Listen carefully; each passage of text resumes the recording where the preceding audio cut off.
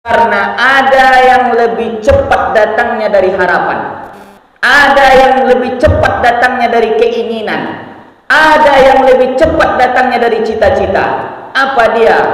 Qati'ul lazis, pemutus segala kelezatan.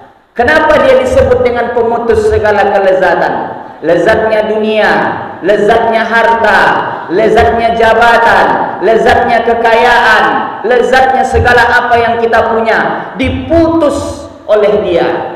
Itulah yang disebut dengan kematian.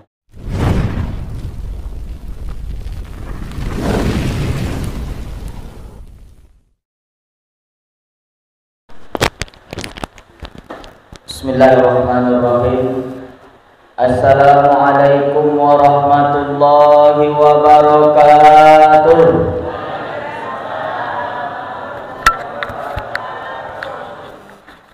Alhamdulillah, alhamdulillahilladzi nawwara qulubal mu'minin bil ma'rifah fatma'annat qulubuhum bit tauhid. Asyhadu an la ilaha illallah wahdahu la syarikalah wa asyhadu anna Muhammadan abduhu wa rasuluhu la nabiyya ba'dah.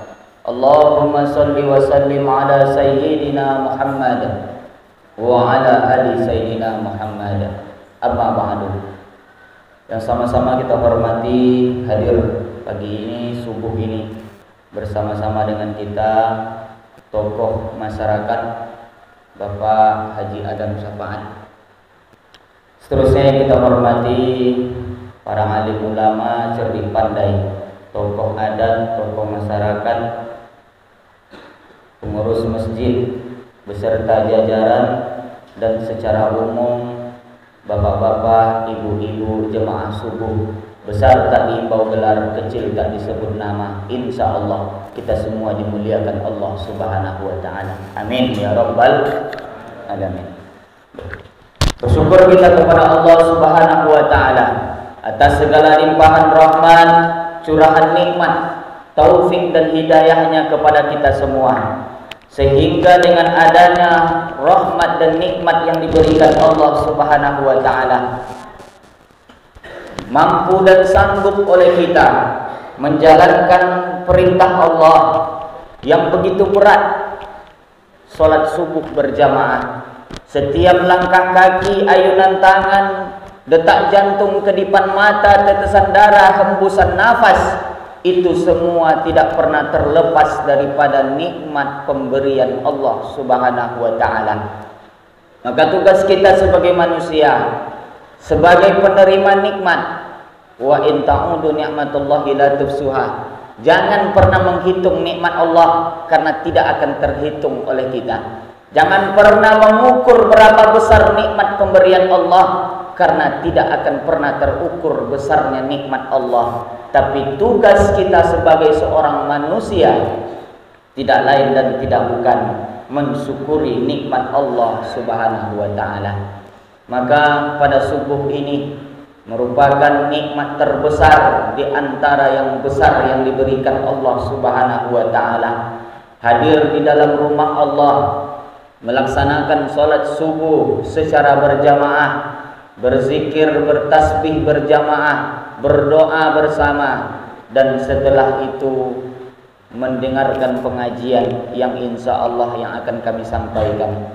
Maka ini nikmat yang sungguh luar biasa yang diberikan Allah Subhanahu wa ta'ala. Belakang daripada itu, sholawat berjunjungkan salam akhirul anbiya wa imamur rasul, akhrajan nas minaz zulumati ilal nur. Beliau adalah akhir dari sekalian nabi, imam dari seluruh rasul, panutan umat sekalian, yakni Nabi besar kita Muhammad sallallahu alaihi wasallam. Kita jemput barokah, mudah-mudahan dengan sholawat yang kita bacakan nanti akan diakui kita sebagai umatnya di padang mahsyar nanti. Kita ucapkan Allahumma sholli ala Sayyidina Muhammad wa ala ali Sayyidina Muhammad. Inna sholatakum ma'uzutun alayyah. Sesungguhnya sholawat yang kita ucapkan, yang kita bacakan, yang kita sampaikan itu akan dibawakan malaikat kepada Nabi Muhammad sallallahu alaihi wasallam. Wa qad arinta kaifa salatuna ma'uzatun alaika ya Rasulullah. Kalau engkau sudah wafat, kalau engkau sudah berkalang di dalam tanah, bagaimana mungkin solawat kami akan sampai, kata sahabat.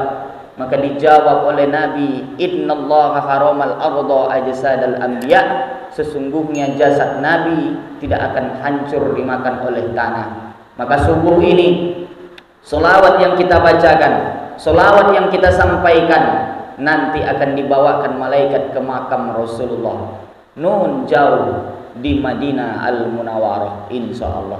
Maka banyaklah bersolawat. Hati resah, hati gundah gulana, hati gelisah, maka isi dengan solawat.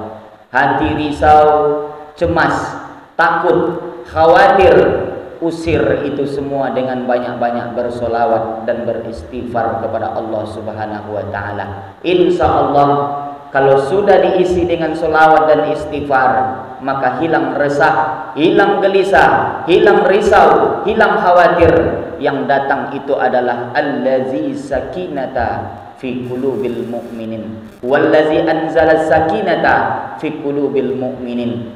Akan diturunkan Allah ketenangan ke dalam hati orang-orang yang beriman.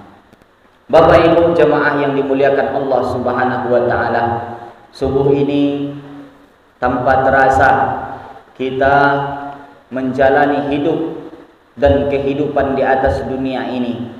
Tadi malam berapa banyak orang yang sudah memasang harapan. Tadi malam sudah berapa banyak orang yang bercita-cita. Dari tadi malam sebelum memejamkan mata, hampir dari semua kita sudah memikirkan schedule apa yang mau kita lakukan hari ini. Ada orang yang mengatur bahwa besok mau ke kebun, andaikan besok pagi masih hidup, mau ke sawah, mau ke ladang, mau ke kantor, mau ke tempat pekerjaan, mau ke pasar. Semua kita sudah mengatur schedule kehidupan kita untuk hari ini. Berapa banyak orang yang sudah berbuat seperti itu, tapi berapa banyak orang yang tak dapat melaksanakan itu hari ini. Kenapa? Karena ada yang lebih cepat datangnya dari harapan, ada yang lebih cepat datangnya dari keinginan, ada yang lebih cepat datangnya dari cita-cita. Apa dia? Qati'ul laziz, pemutus segala kelezatan. Kenapa dia disebut dengan pemutus segala kelezatan? Lezatnya dunia, lezatnya harta, lezatnya jabatan, lezatnya kekayaan, lezatnya segala apa yang kita punya diputus oleh dia. Itulah yang disebut dengan kematian. Maka mati akan lebih pasti datangnya daripada keinginan. Mati adalah sebuah kepastian yang pasti datang pada setiap manusia. Maka mengarungi hidup ini, menjalani kehidupan di atas dunia ini, menjalankan hidup dan kehidupan di dunia ini, berapa banyak orang yang gagal, berapa banyak orang yang tak sanggup menjalani hidup, berapa banyak orang yang tak kuat menjalani hidup. Kenapa? Karena ternyata dunia ini begitu keras, dunia ini kejam, dunia ini tak sesuai dengan apa yang kita harapkan. Hidup ini fase perjalanan Bapak Ibu. Kita berjalan dari fase yang satu kepada fase yang lain. Pertama kita berada di alam ruh. Ini fase yang pertama. Dari alam ruh berpindah ke fase yang kedua, rute yang kedua. Ruh pindah ke dalam rahim. Wa nafakhtu fihi mir ruhihi, maka ruh itu ditiupkan Allah ke dalam jasad. Kita berada di dalam rahim ibu kita 9 bulan 10 hari kita tumpang rahimnya. Maka sampai saatnya kita dilahirkan, artinya kita berpindah ke fase yang selanjutnya. Dari alam ruh pindah ke rahim, dari alam rahim dikeluarkan allazi akhrajakum min butuni ummahatikum. Kita dikeluarkan dari perut ibu kita masing-masing. La ta'lamuna syai'a, dan kita tak tahu apa-apa. Akhirnya kita lahir ke atas dunia ini. Kita hidup di atas dunia ini. berarti kita sudah berada pada fase yang ketiga. Maka sampai pada masanya jatah umur yang diberikan Allah, ada yang 40, ada yang 50, ada yang 60, ada yang lebih. Itu semua sudah ditetapkan Allah atas diri kita masing-masing. Maka sampai masanya itu, kita ini seperti orang yang anak-anak yang sedang menunggu absen di dalam kelas Bapak Ibu. Semua kita ini menunggu giliran kapan masanya nama itu kita dipanggil oleh Allah Subhanahu wa taala. Kalau nama sudah dipanggil, akhirnya kita meninggalkan dunia, maka masuklah kita ke fase yang selanjutnya, fase alam barzah. Setelah dari alam barzah, barulah terakhir tujuan kita adalah kampung akhirat, kampung yang kekal dan abadi. Inilah fase perjalanan kita Bapak Ibu. Jangan pernah menganggap selesai di dunia ini ketika kita berubah menjadi seonggok bangkai, dimasukkan orang ke dalam liang lahat, dihimpit dengan papan, dipijak tanahnya supaya padat tak sampai baunya ke atas. Maka jangan pernah beranggap bahwa itu adalah akhir dari segala perjalanan. Tidak. Itu adalah akhir dari kehidupan dunia dan awal dari kehidupan di alam barzah. Kita akan ditanya, kita akan disoal, kita akan dipertanyakan, dimintai pertanggungjawaban oleh Allah. Apa yang pernah kita lakukan semasa hidup di dunia? Maka banyak orang yang resah, gelisah, risau, khawatir menghadapi hidup di dunia ini. Sehingga berapa banyak orang yang menjual dunianya demi akhirat. Berapa banyak orang yang menggadaikan dunianya, mengorbankan dunianya demi mengorbankan akhiratnya demi dunia semata. Kita lupa, kita amnesia bahwa dunia ini tak selamanya kita pakai. Inilah nasihat yang diberikan oleh Rasulullah kepada kita supaya tidak gagal paham, supaya tidak hancur menghadapi dunia ini. Jangan pernah menganggap dunia ini selamanya. Jangan pernah anggap dunia ini kekal dan abadi. Ingat, sampai pada masanya dunia ini akan kita tinggalkan. Jangan pernah beranggapan, jangan pernah memikirkan bahwa dunia ini tempat tinggal. Tidak. Dunia ini hanyalah tempat meninggal Bapak Ibu. Dunia ini hanyalah sementara, kita tumpang. Maka pesan Nabi, kun fit dunya ka'annaka gharib. Hiduplah kamu di dunia seperti orang yang merantau. Kata Sayyidina Ali, hidup di dunia ini seperti orang yang merantau, berjalan kaki, musafir di tengah padang pasir yang tandus, di bawah terik matahari yang panas. Haus datang, capek lelah pun datang. Akhirnya kita ingin mencari tempat berteduh, ingin singgah sebentar. Lalu kita melihat sebatang kayu yang rimbun dan rindang, lalu kita duduk di bawah. Duduk di bawah pokok kayu yang rindang tadi, minum air setetes dua tetes, seteguk dua teguk. Selonjorkan kaki untuk melepas penat dan letih. Dan setelah haus hilang, penat dan letih hilang, apakah kita tetap bertahan di bawah pokok kayu itu? Tidak. Sampai masanya kita akan melanjutkan perjalanan. Berapa lamalah awak di bawah kayu tadi, selama itulah gambaran awak hidup di dunia. Tak akan ada yang lama. Lama dunia tak lama ada yang dipakai Bapak Ibu. Paling lama dunia kok 63 tahun, itu pun kok sampai. Kalau ada yang lebih, berarti itu bonus dari Allah.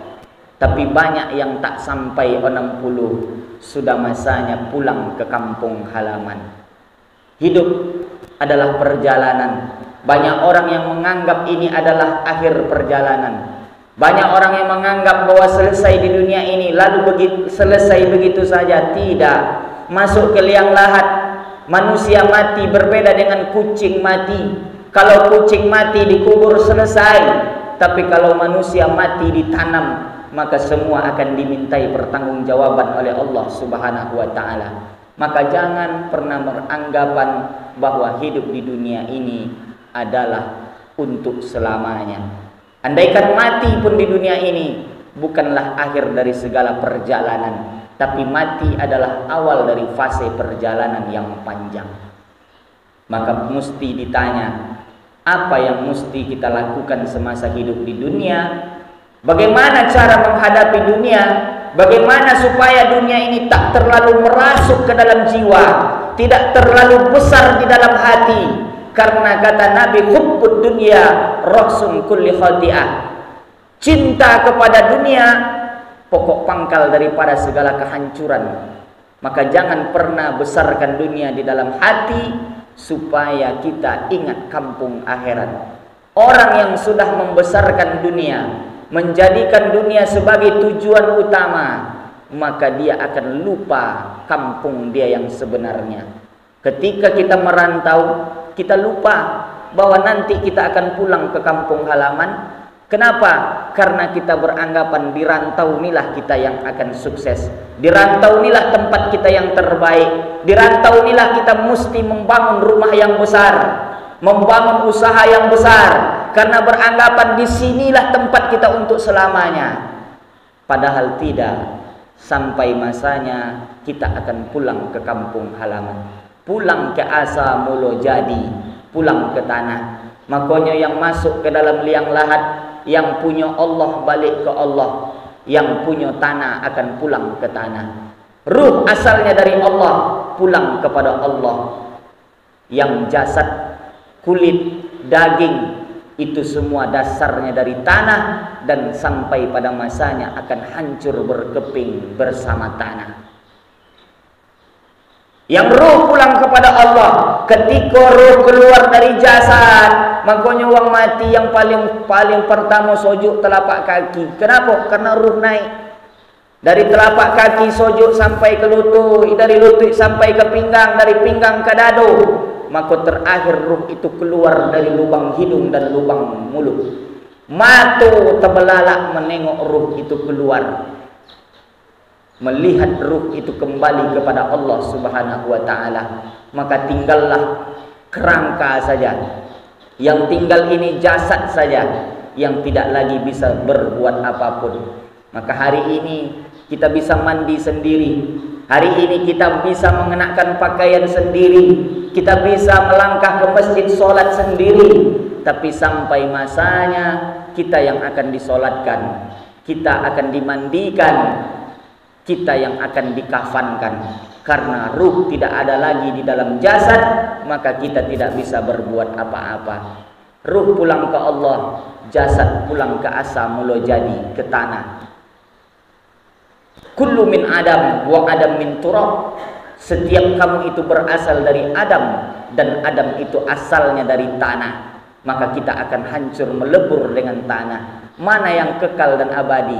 Yaitu Allah semata. Kemana pulangnya ruh? Ke asa mula jadi, kampung halaman yang sebenarnya. Maka jangan pernah besarkan dunia di dalam hati, supaya kita tidak hancur menghadapi dunia ini. Maka pesan Nabi itu, ingat baik-baik bahwa jangan pernah menganggap dunia ini akan hidup untuk selamanya. Setelah kita mengingat bahwa kita tidak selamanya di sini, berarti kita akan fana. Kita ini akan sirna, kita ini akan selesai, kita ini akan meninggal. Kullu nafsin za'iqatul maut. Setiap yang bernapas, setiap yang bernyawa pasti akan merasakan kematian. Maka banyak ingat mati, supaya dunia tidak terlalu besar di dalam hati. Orang yang selalu ingat dengan mati akan selalu siaga mempersiapkan itu semua. Tidak bisa mati kok dia adu-adu nasib jodoh Bapak Ibu. Kalaulah tiba masanya, semua akan dipertanggungjawabkan di hadapan Allah. Banyak ingat mati, fa'aksirul maut. Banyak mengingat mati, insya Allah dengan banyak mengingat mati, kita tidak akan terlalu cinta kepada dunia. Kita tidak akan terlalu risau kepada dunia. Kita tidak akan terlalu khawatir kepada dunia. Kenapa hari kau awak banyak yang takut? Takut litak, takut lambung kosong, takut tak punya rumah, takut tak punya ladang, takut. Kenapa kita bisa takut? karena kita masih punya rasa cinta yang besar kepada dunia. Hari ini berapa banyak orang yang khawatir punya menantu, punya keluarga, anak cucu yang belum punya rumah, tapi kita tak pernah khawatir bagaimana tempat kita di akhirat kelak. Hari ini kita khawatir tak punya kebun, padahal kita tidak pernah khawatir bagaimana nasib kita di akhirat kelak. Kenapa kita masih ada rasa takut itu? Karena rasa takut kita sudah habis karena kepada dunia, sehingga tidak ada tersisa sedikit pun rasa takut kepada Allah dan rasa takut untuk kampung akhirat. Maka kecilkan dunia, banyak mengingat mati. Supaya cinta kepada dunia tidak terlalu besar, maka perbanyak mengingat bahwa kita ini akan selesai. Persiapkan bekal, persiapkan perbekalan.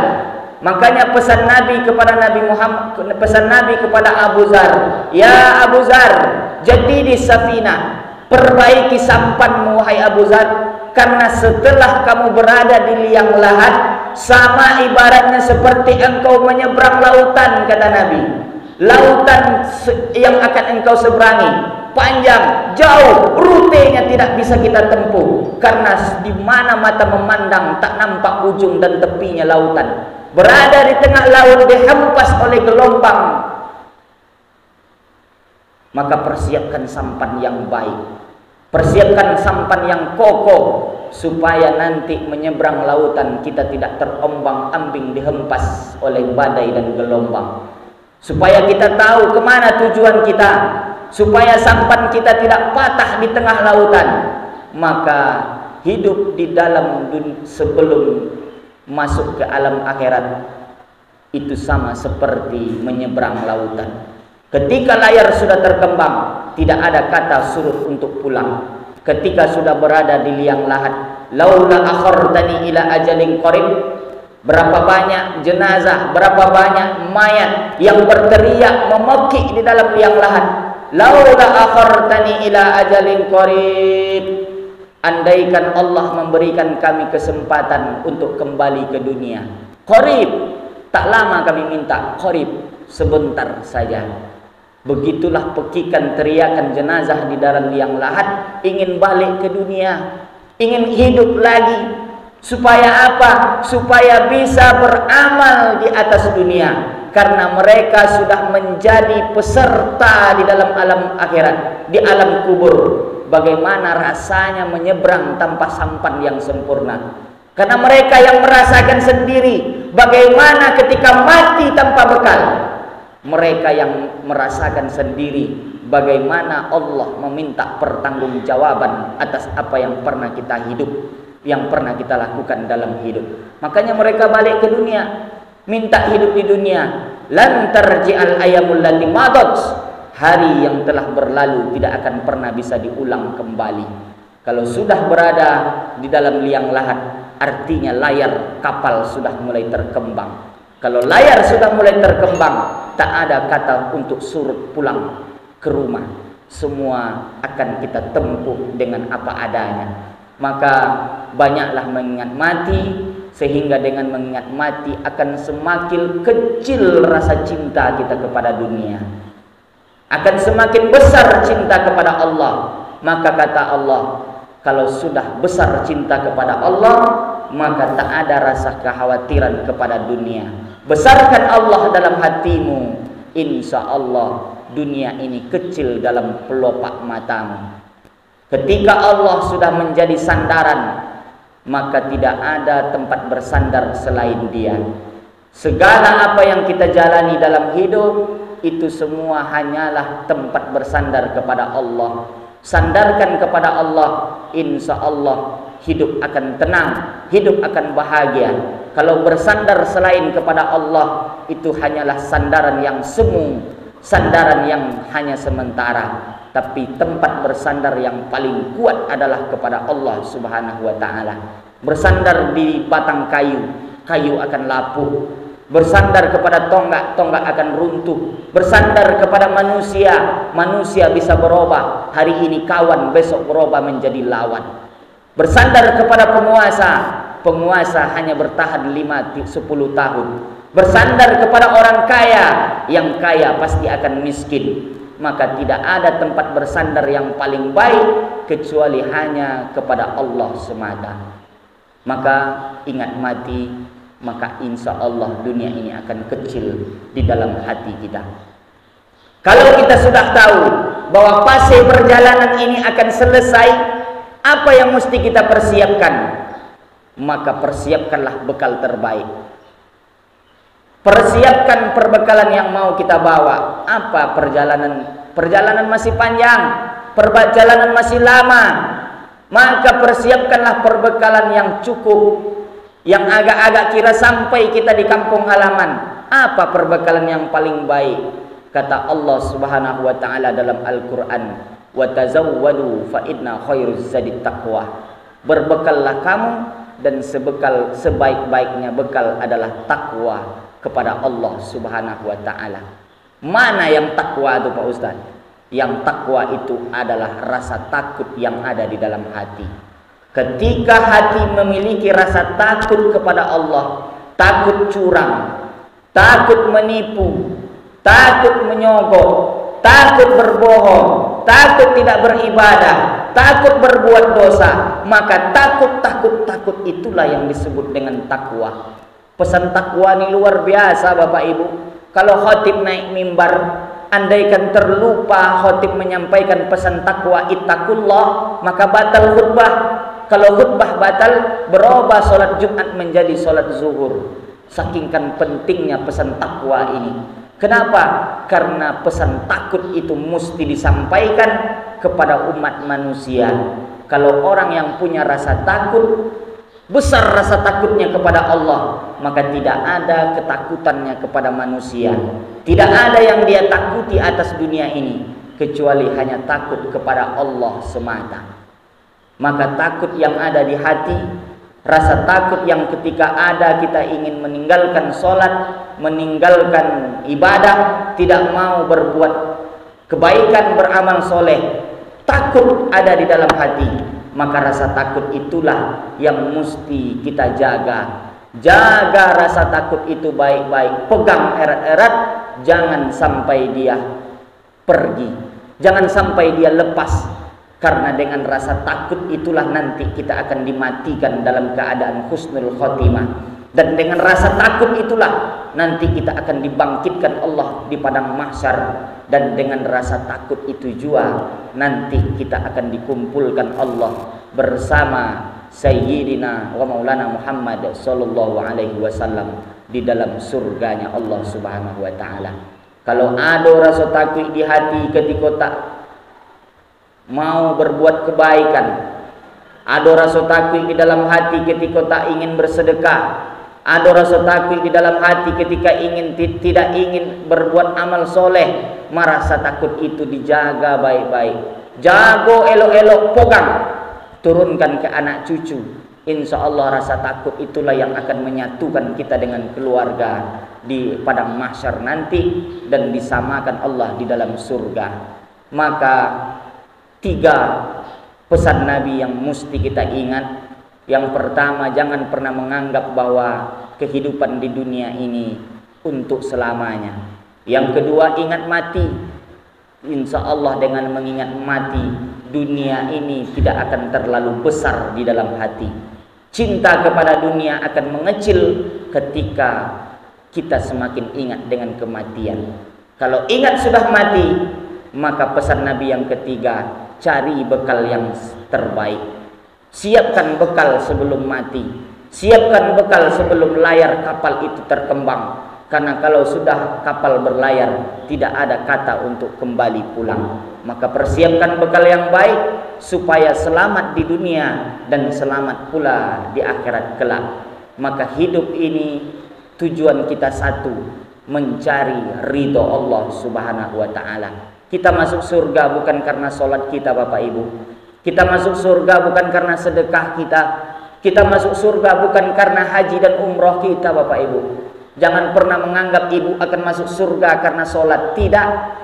Semua kita akan masuk surga hanya dengan ridho Allah Subhanahu wa ta'ala. Maka yang dicari di dunia ini bukan ridho manusia, tapi carilah ridho Allah Subhanahu wa ta'ala. Maka mencari ridho Allah tentunya dengan solat, dengan zakat, dengan puasa, dengan amal soleh. Itu hanyalah jalan bagi kita untuk mencari ridho Allah Subhanahu wa ta'ala. Mudah-mudahan kita semua menggapai mendapatkan ridho Allah itu. Amin ya rabbal alamin. Demikian kajian singkat kita pada subuh ini. Mudah-mudahan bermanfaat bagi kita semua dan menjadi ikhtibar dan pelajaran bagi kami yang menyampaikan. Terima kasih kami ucapkan atas segala perhatian. Mohon maaf atas segala kekurangan. Wallahu muwaffiq ila aqwamit thoriq. Assalamualaikum warahmatullahi wabarakatuh.